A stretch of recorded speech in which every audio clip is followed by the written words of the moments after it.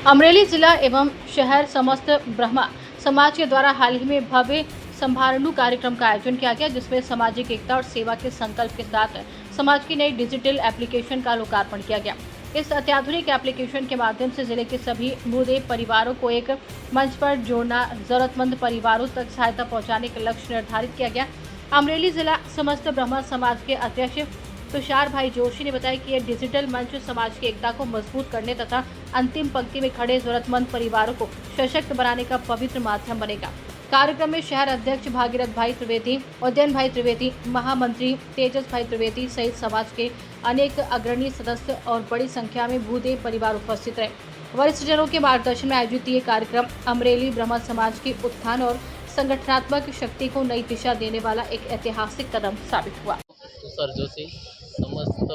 ब्रह्म समाज अमरेली जिल्लाना प्रमुख तरीकेનું દાયિત્વ અત્યારે નિભાવી રહ્યો છું। આજે અમરેલી જિલ્લા તથા અમરેલી શહેર સમસ્ત બ્રહ્મ સમાજ આયોજિત સ્નેહનું સંભાળનું જે થોડા સમય પહેલાં નવી ટીમની રચના થઈ બ્રહ્મ સમાજની, એ બધા હોદ્દેદારો પરિવાર સાથે એક બધા ગેટ ટુગેધર ભેગા થઈ અને એકબીજાનો પરિચય થાય, સમાજના તમામ લોકો એકબીજાથી પરિચિત થઈ અને એકબીજાને ઓળખે અને સાથે રહે એ માટેનો આ કાર્યક્રમ હતો। આ કાર્યક્રમમાં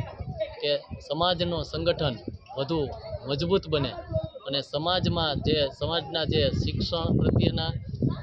સમાજના જે અન્ય પ્રશ્નો છે એને આગળ વધારી શકીએ, સંગઠિત થઈ